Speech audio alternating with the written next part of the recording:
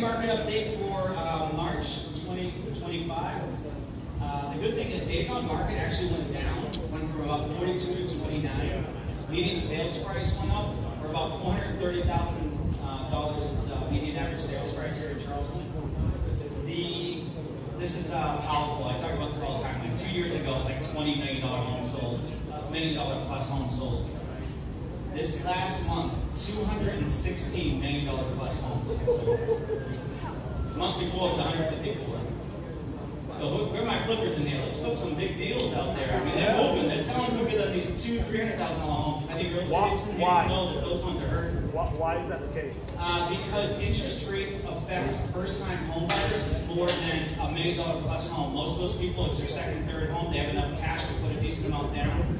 They're able to afford a bump in interest rate of about a percentage or so versus the average first-time home buyer. A half a point can make them be able to, from buying a home to make them not be able to buy a home. So I mean, it's pretty drastic. That's why you're seeing these higher priced homes move a little bit easier to sell. So a couple of the stats I just wanted to say was the absorption rate's about 3.2 months. That means that there are no more listings. It takes about a little over 3 months to have all the homes sell.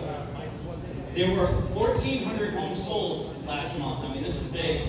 Every month so far this year, it's been over 1,000 units, homes have sold.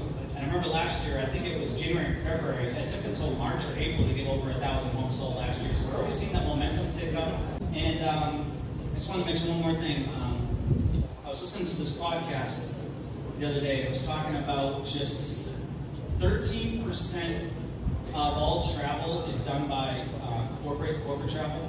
4% is done by government travel. So about 17% of all travel is done by either corporate or government travel.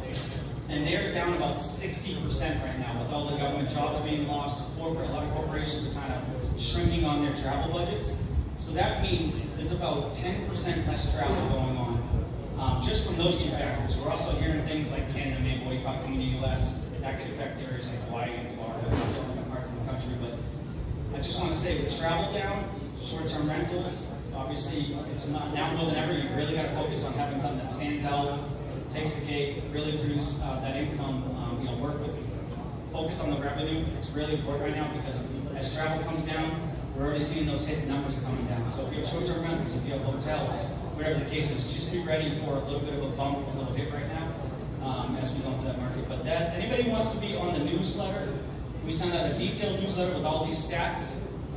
You can email Gabby@danrivers.com, Gabby, Gabby, @danrivers.com, and we'll get you on the newsletter. Appreciate it. Thank you.